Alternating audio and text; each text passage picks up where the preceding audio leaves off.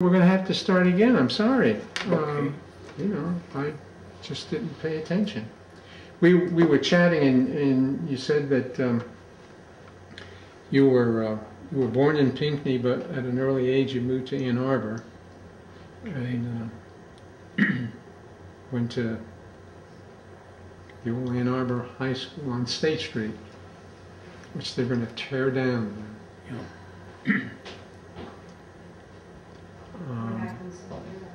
Yeah. Once you graduated, you went to work at the A&P Tea Company, which is a grocery chain thing, yeah. And then they drafted you at that time. Mm-hmm.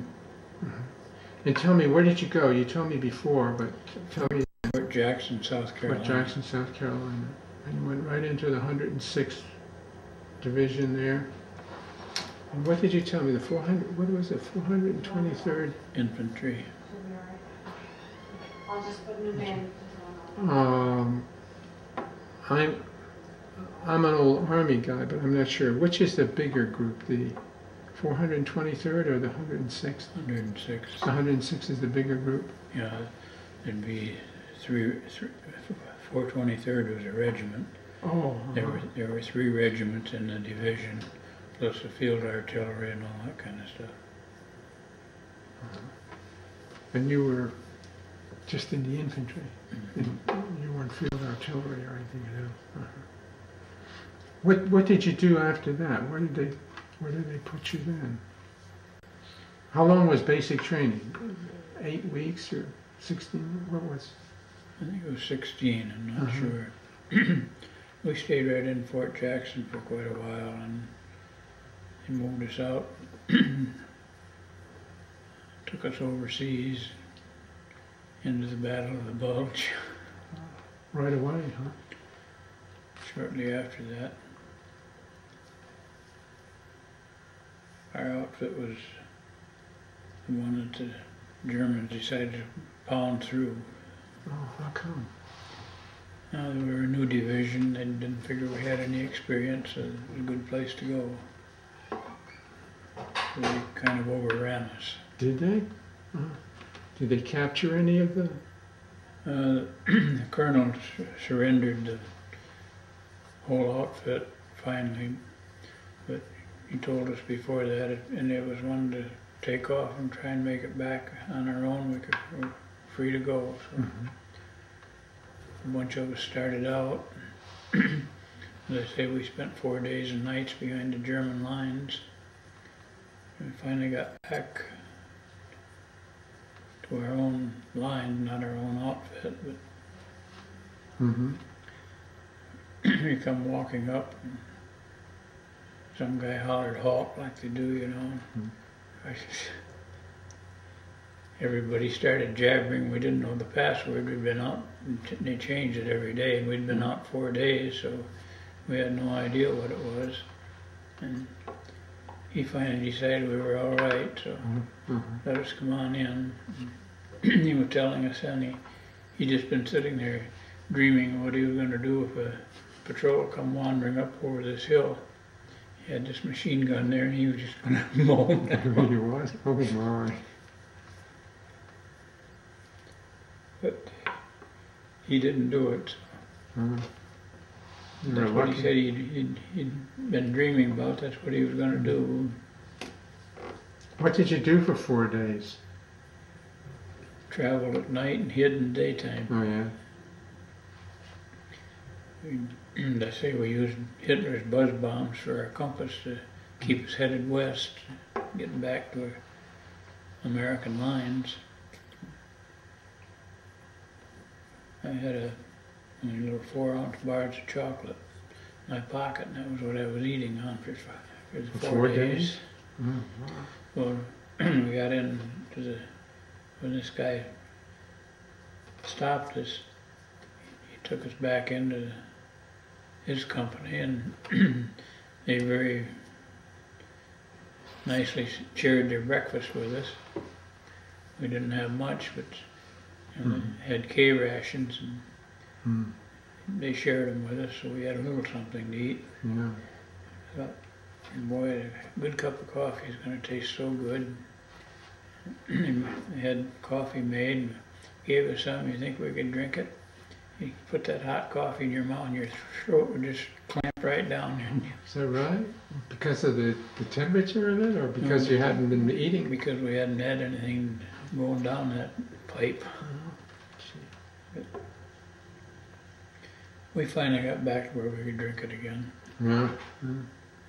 How many were you that decided not to go with the colonel? There was quite a bunch of us started out. I would say probably 50. Uh-huh.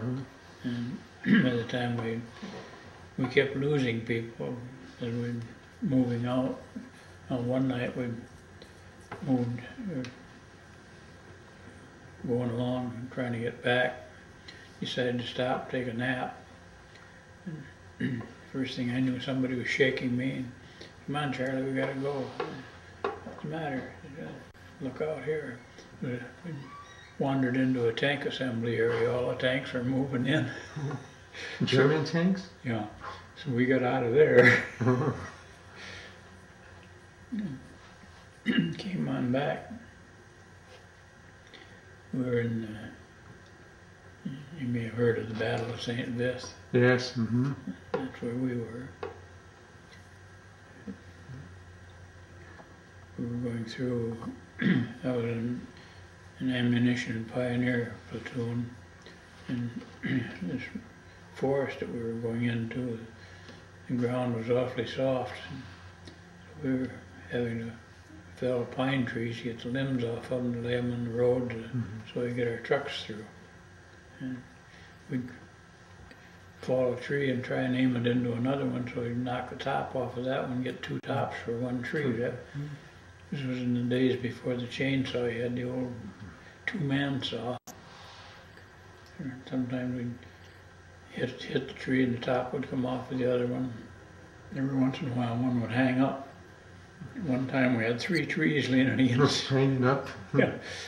When we got to the last one cut off, and all of them came down, and we had all kinds of limbs to put on the roads.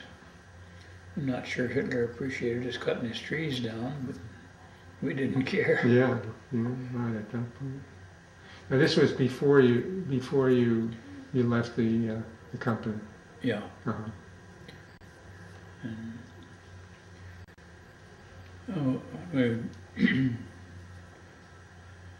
one of the other days that we were on travel, we'd try and stop when it got daylight so that nobody would see us. A German soldier come down through there looking for his buddy. He's hollering, "Schumann, Schumann!" I was under like a pine bush, you know. He walked by, I could have reached out and tripped him, but I didn't.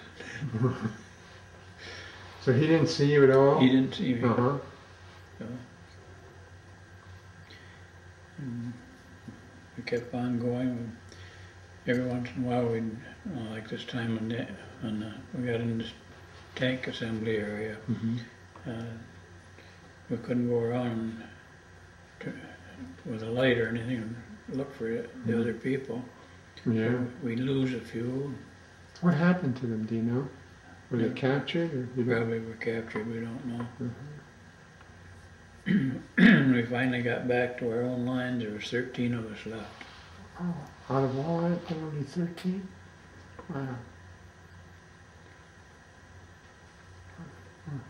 Did they put you in another outfit right away? Yeah. Oh, yeah. Was the Battle of the Bulge still going on at that time? Oh, yeah. It was?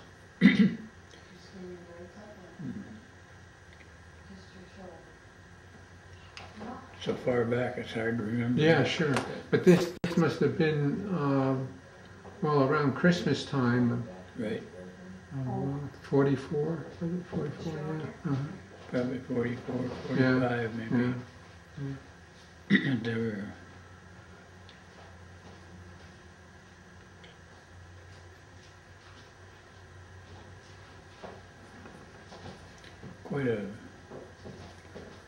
course, it was cold out, snowing and what have you.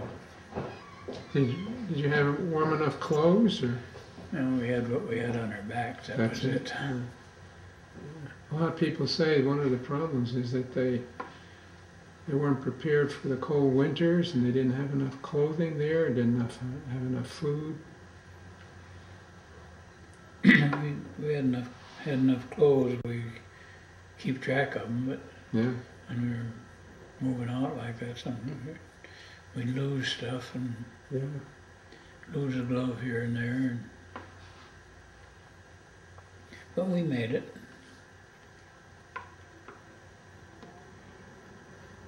Were you there when Patton came by? And I never saw him, but we were in there when he came in. Mhm. He's probably the one wound up getting us back out of there.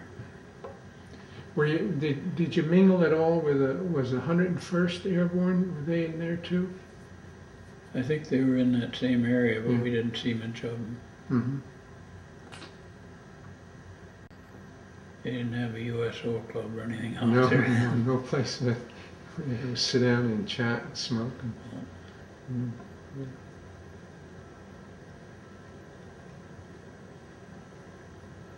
So how long more were you in battle there? Did you get a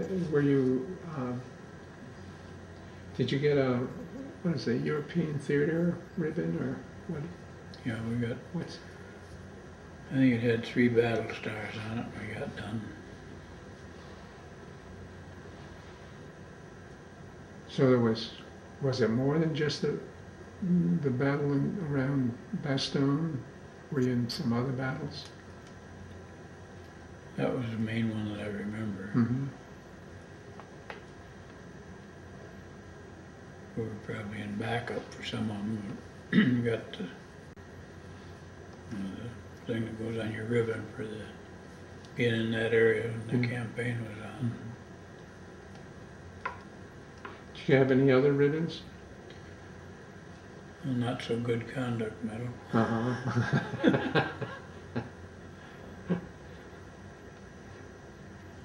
I had an expert infantryman badge. Uh-huh. I guess that was about all of them. Uh-huh.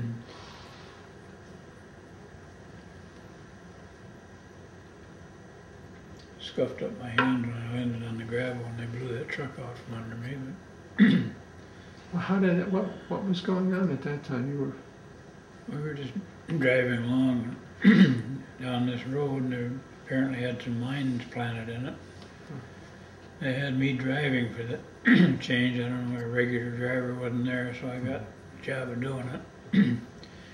And we hit a mine, and one front wheel hit the mine, and it took the wheel off and flipped the truck around. I went out over the spare tire and landed in the gravel. The lieutenant was sitting next to me in the truck, and then one of the other guys was sitting on a gas can out on the running board.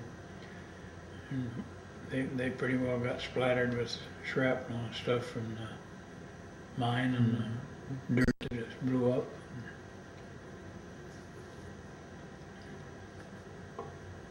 I think they both came out of it all right. Just had a few. You were lucky though that you were driving that day. Yeah. Mm.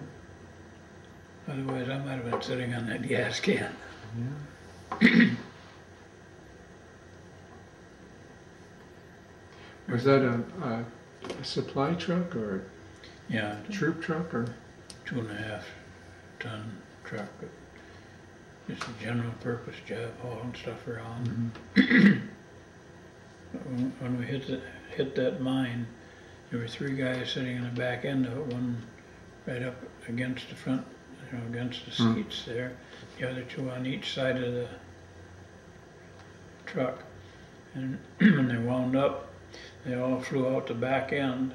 One that was in the middle flew out in the middle, and the other 2 guys crossed and wound up on opposite sides. Were they okay afterwards? Yeah, just got banged up a little bit from landing and stuff, but no broken bones or anything. Came out pretty lucky. Yeah, they sure were. Uh-huh.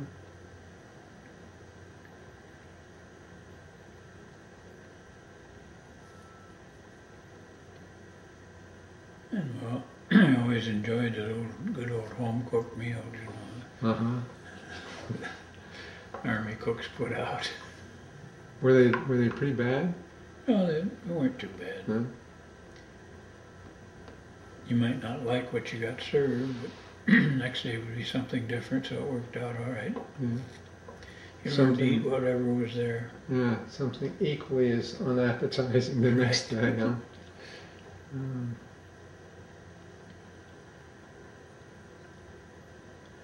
well, you were in that area of Bastogne, and that's where all of the shooting at you and shooting took place. Did you go anyplace else? Were you into Germany itself, or? I'm not sure whether we ever actually got into Germany or not. We were in Belgium, that's where the Yeah. battle was.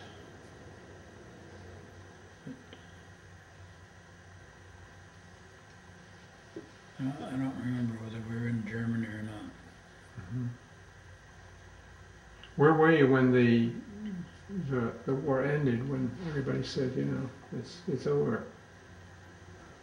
Do you remember that at all? I think we were still in Belgium then. And of course we had to pack up and head for home. Originally we were scheduled to head over into the Pacific, Oh, you were going to be. transferred over there to help those guys out. Before that happened, they wound up the war over there, so we just came home. How did you guys feel about going to the Pacific? You know, nobody liked the idea, but what are you going to do about Yeah, it? right. You're told to go, so you go. Right. Were they all pretty happy when it ended? I mean. Oh yeah. All were anxious to get back home. How long before you were able to get home? And was it a matter of a few months, or? Yeah, Did just a few months, I think. We came back on a little Frederick Victory ship. I think it took us 15 days to get back. When we went over on the Queen Mary, Oh, did you? and that only took 5 days to get over there, but they wanted us over there, and they didn't care if we get Yeah, back, I right. guess. But when we went over, we weren't traveling in convoy at all. Our ship was all by itself. We just keep zigzagging. Took us 5 days to get across. Coming home took 15. Of course, the little Frederick Victory ship was a lot slower ship than Than the Queen Mary, you mean? Yeah. The zigzagging was to. For what purpose? keep out of the torpedoes range, I think. So they didn't have a clear shot at us. I don't think we ever had any torpedoes coming at us, but they'd keep switching just in case there was somebody gonna try to torpedo it. But even with the zigzagging, you were still able to do it in 5 days?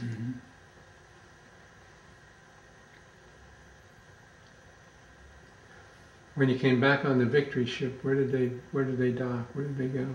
I think we came into Boston. Boston? I think that's where it was, I'm not really sure. It took us from there. We wound up going into Camp Atterbury, Indiana. That's where we were discharged from. Were you discharged soon? I mean, or, you know, a lot of people tell me that they're shifted all over the place, and, you know, the Army didn't know quite what to do with them, and finally ended up discharging them, you know, 2-3 months later. I don't remember. We were in Camp Atterbury for probably 2 or 3 months. Oh, were you?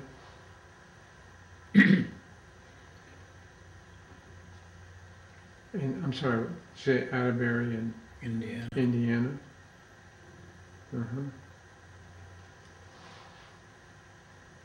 We were from Camp Atterbury. We'd go into Indianapolis every once in a while. I knew some people there. One of my aunts lived in Frankfort, Indiana, and her sister and her husband lived in Indianapolis. So I went out there and see them. They had, I think, 3 daughters. We were walking across through a cemetery one day. We were headed. There's a big cemetery. Instead of walking clear around it, we just decided to walk through it, save a lot of steps.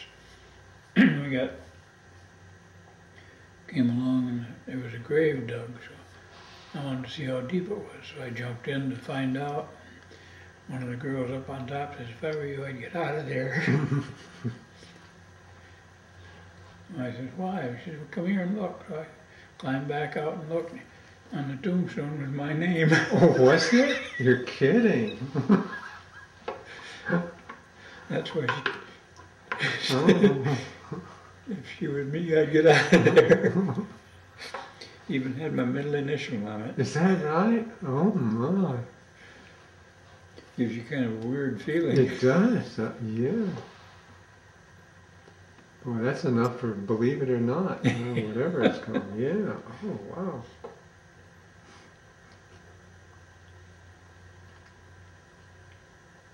So you made it to the other side of the cemetery. Yeah. I don't remember what we were doing, but we got over there, whatever it was, and got back home again. What'd you do when you got out of the service? Did you use any of the GI Bill? Or? Yeah, I went back to school, went to Cleary College, and wound up with an Associate of Science title. Mm-hmm. I don't think it means anything, but I got one.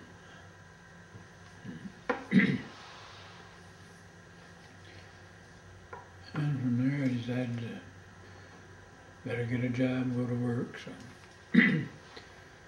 school sent me out to Ipsy State Hospital to interview for a job out there. I went out and interviewed, came back, talked to the guy that sent me out. He said, asked me what I thought of it, and I said, "Well, I don't think I'm going to take it." I don't remember what the starting salary was, something like $128 a month or something. I don't think I need that. He said, "Well, you probably don't, but at least it's a job, because they aren't too plentiful." He said, "You can look around from there." So I said, "Well, he's not going to help me get another job, so I better take this one." So I went out there, went to work. I think I worked for the state for something like 34 years after that. Oh, wow. I moved on to, they opened a new hospital at Northville. At where? At Northville. Oh, yeah. Mm-hmm. So I transferred over there. Went over as the chief accountant. Wound up over there as the assistant business manager. Oh.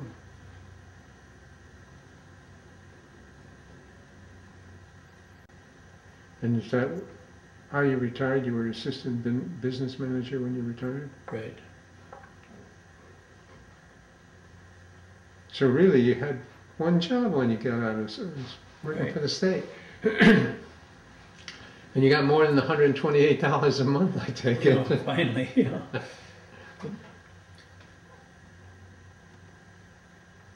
I started out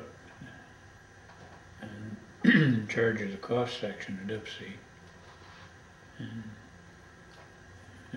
went to Northville as the accountant, and transferred over as assistant business manager then. Were you married then when you came out of the service, or no? Uh-huh. No, I got married in 48.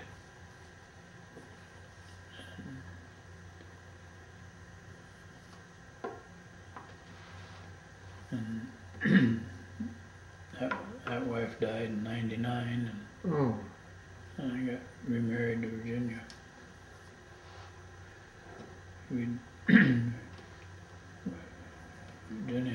engaged back in 42. Oh, was that right? What happened? We broke up, Oh. each went our own way. She was married for 40 years and I was married for 50. And her husband died and my wife died. We got back together again. It worked out pretty well. Yeah. Oh wow, that's a nice story. You know, she says, actually we've been married for 97 years. I was married for 50, she was married for 40, and we've been married for 7.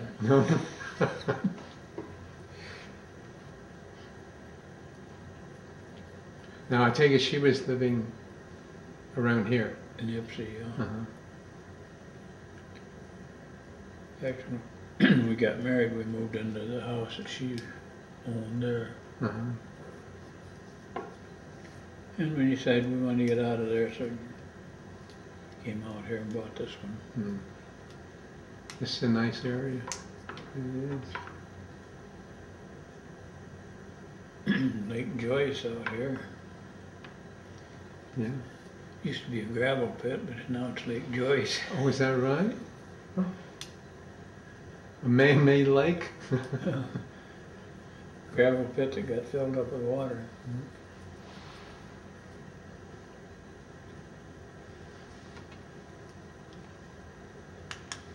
Now, do you just have the one daughter, Actually, it's my wife's daughter. or? She's got a son and a daughter. Mm-hmm. Dan is older than Sandy. Mm-hmm. We get along well. Good. Do you have any children? No. No. My first wife had cancer. The ovaries, they had to take everything out. But she didn't die of cancer. That was back in 56, I think, when she was operated on for that. She was down to, a good wind would blow her away, I think. But she made it on through, and I guess finally a heart killed her. Oh.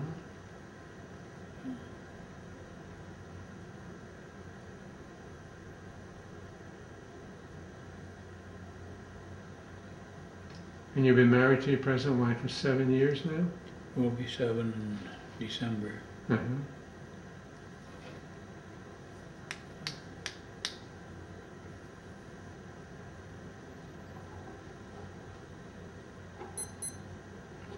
Well, I think I have everything I need or want. Is there anything you want to tell me?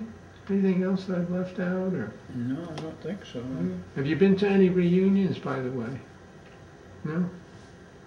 I don't know if our outfit ever had a reunion. I've Is never that- heard of any. Uh-huh. Of course, there weren't too many of them left. We only got 5 men back out of our company out of 125. Wow. So, And all the rest were killed or wounded or? killed or wounded or captured or something.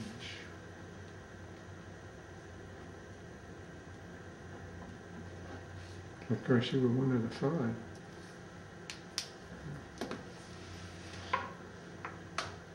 Well, again, I want to say to you that I appreciate your time. Thank you. You're welcome. And we're going to put these on DVDs and send them out to the Library of Congress along with these forms. And one of these DVDs we're going to leave at the Ypsi Library. And eventually we're hoping that maybe we could get this interview on a website so that, people can plug in Charlie Brown and see what he's got to say. Is that okay with you? Sure. Okay. Well, again, I thank you, and thank you for spending time with me, and thank you for all you've done for the country, really. You really have. Thanks again. You're welcome.